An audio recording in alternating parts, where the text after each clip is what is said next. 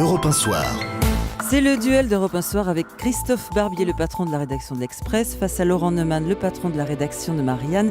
Duel arbitré par Nicolas Poincaré. Oui, Catherine, pour parler de cette première, un président de la République, un ancien président de la République, condamné sévèrement par un tribunal correctionnel, 2 ans de prison avec sursis pour Jacques Chirac dans l'affaire des emplois fictifs de la ville de Paris. Jacques Chirac, à l'instant, annonce dans un communiqué avec ses avocats qu'il ne fera pas appel, qu'il conteste le jugement, mais qu'il ne fera pas appel. C'est lourd quand même, cette condamnation. Qui veut commencer, Christophe Barbier ? Ah non, moi je ne trouve pas ça lourd, c'est du sursis quand même, on ne l'emmène pas en prison. Donc compte tenu du système qui a été dévoilé à cette occasion, même si au terme de l'enquête et du procès, seuls quelques emplois ont été gardés dans la contestation, le système qui a été mis à jour, c'est-à-dire l'hôtel de ville sous Jacques Chirac, je ne trouve pas ça si lourd que non, cela. Lourd, je m'exprimais mal, c'est les attendus qui sont sévères. Mais les attendus sont sévères parce que les fautes commises sont lourdes et qu'on a eu droit à la mairie de Paris, à tout un système pendant des années qui a été protéiforme. Rappelons-nous ce qu'on a entendu sur les HLM, rappelons-nous ce qu'on a entendu sur les faux électeurs, rappelons-nous les histoires d'imprimerie. Beaucoup de ces dossiers se sont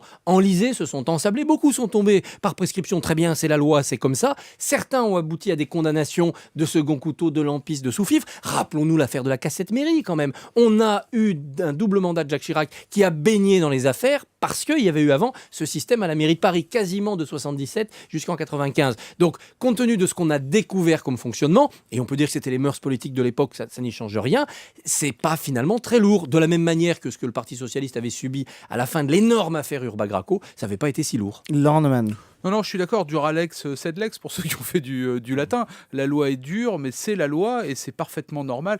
Ce qu'on pourrait critiquer, c'est la durée de cette affaire. Parce qu'effectivement, les faits remontent au début des années 90. Mais pour le coup, pour une fois, ça n'est pas tant la faute de la justice que du statut du président de la République. Et oui, pendant son mandat, on ne pouvait pas le juger. Moi, ce que je trouve intéressant dans ce jugement, au fond, c'est l'indépendance de la justice dans le traitement de cette affaire.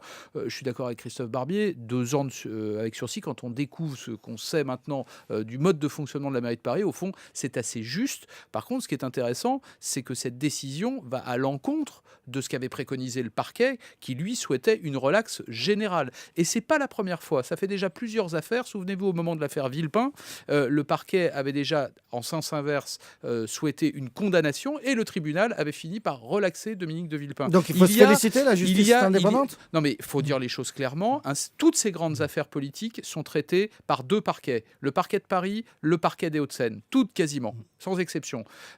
Toutes les affaires sont absolument sous cloche. Regardez ce qui se passe avec l'affaire Bettencourt aujourd'hui. On parle d'une enquête préliminaire qui a commencé en 2008 avec le procureur Courroy, et ça n'est qu'aujourd'hui, en décembre 2011, que les principaux protagonistes sont enfin mis en examen pour abus de faiblesse. Enfin, au bout de 3 ans. Donc il y a un travail des parquets, et en face, il y a effectivement un souhait, un désir d'indépendance de la part des tribunaux. En l'occurrence, le président, M. Pôte, qui est un magistrat extrêmement respecté, a fait son travail en toute indépendance, et donc c'est juste.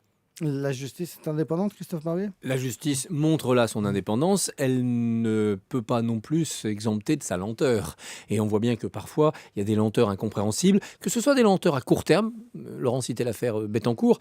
Pourquoi on met 2 nuits en prison bagné alors qu'il suffit de prendre le TGV pour aller à Bordeaux ? C'est quoi cette torture psychologique ? Ou bien que ce soit la lenteur à long terme, et là c'est pas normal en effet qu'on ait attendu 20 ans dans cette affaire. Il y a un perdant ce soir. 20 ans parce qu'il y en a eu 12 où il était président de la oui, République. Il y a un perdant ce soir, c'est Roland Dumas.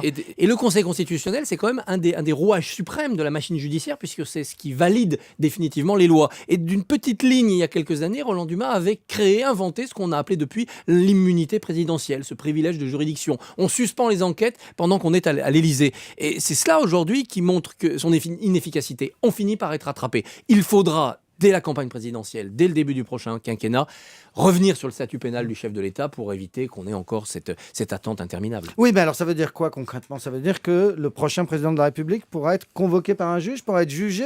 Ça va l'affaiblir quand même. Il faut inventer un autre système. Il faut inventer un système où on puisse à la fois trier les plaintes, que les fantaisistes ne puissent pas traîner le président devant des tribunaux tous les heures de chaque matin, et néanmoins faire en sorte que quand des affaires importantes sortent, y compris des affaires datant d'avant l'élection du président, la justice puisse suivre son cours. Alors au moins, Christophe Barbier, au moins pour des affaires considérées comme graves. Et au moins, faudrait-il qu'il y ait une égalité de traitement de la part du justiciable président de la République. Aujourd'hui, non seulement il jouit d'une impunité qui peut paraître insupportable à certains, mais en plus, il peut, comme justiciable, attaquer un certain nombre de gens. Et on l'a vu sous le mandat de Nicolas Sarkozy à plusieurs reprises pour des faits, pardonnez-moi, qui n'avaient aucun intérêt et où un président de la République ne devrait pas s'abaisser à en appeler à la justice pour régler ce type d'affaires. La vraie question qui se pose quand même aujourd'hui, c'est de savoir ce que Jacques Chirac va faire, pas simplement à propos de ce procès. On vient d'apprendre qu'il effectivement il n'interjetait pas appel, mais est-ce qu'il va présenter sa démission du Conseil constitutionnel? C'est une vraie question. Pourquoi? Pas simplement à cause de ce jugement, mais parce qu'il n'a pas assisté à son procès au motif de sa situation médicale, sur laquelle, entre nous, il n'a absolument pas triché. Elle est vraie. Mais s'il n'est pas en état d'assister à son procès, alors est-il en état d'assister aux délibérations du Conseil constitutionnel? La logique, et pas simplement judiciaire, pas simplement morale, mais simplement humaine, ce serait effectivement que dans les heures, dans les jours qui viennent, il annonce sa démission du Conseil constitutionnel. Faisons d'une pierre deux coups. On va changer le statut pénal du chef de l'État, puis on va faire en sorte qu'un ancien président n'aille pas siéger de droit à vie au Conseil constitutionnel. C'est un peu ridicule. Pourquoi serait-il prédisposé à cela?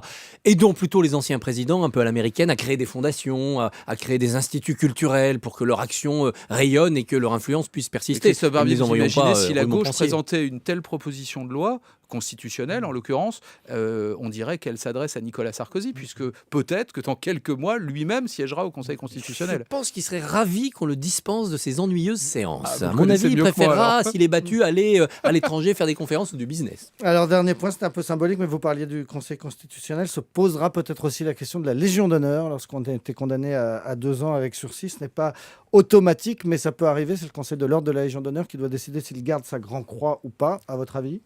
Je pense qu'on est dans l'ordre des colifichets. L'Assemblée nationale devait cette semaine adopter une nouvelle disposition. Les magistrats en exercice ne pouvaient plus être décorés pour pas qu'il y ait de collusion entre exécutif et judiciaire. Et puis ce petit projet-là a été enterré discrètement, qu'on continue à satisfaire la vanité des robins. Je pense qu'il faudrait réserver les décorations à ceux qui les méritent vraiment, c'est-à-dire les sportifs champions du monde et les militaires qui donnent leur sang. Et il y aurait une mesure qui serait de salubrité publique, c'est que tous les journalistes en exercice la refusent systématiquement. Un journaliste décoré, c'est un journaliste de moins. Voilà qui est dit par 2 journalistes qui ne sont pas décorés. Christophe Barbier, le directeur de l'Express, et Laurent Neumann, le patron de Marianne. À la une de Marianne, samedi dans les kiosques, les hommes de l'ombre de Raspoutine à Takiedine. Et à la une de l'Express, en kiosque depuis hier, les hommes qui luttent contre la mafia. Merci beaucoup à tous les deux. Dans un instant, les récits d'Europe 1 Soir. Nicolas Poincaré sur Europe 1.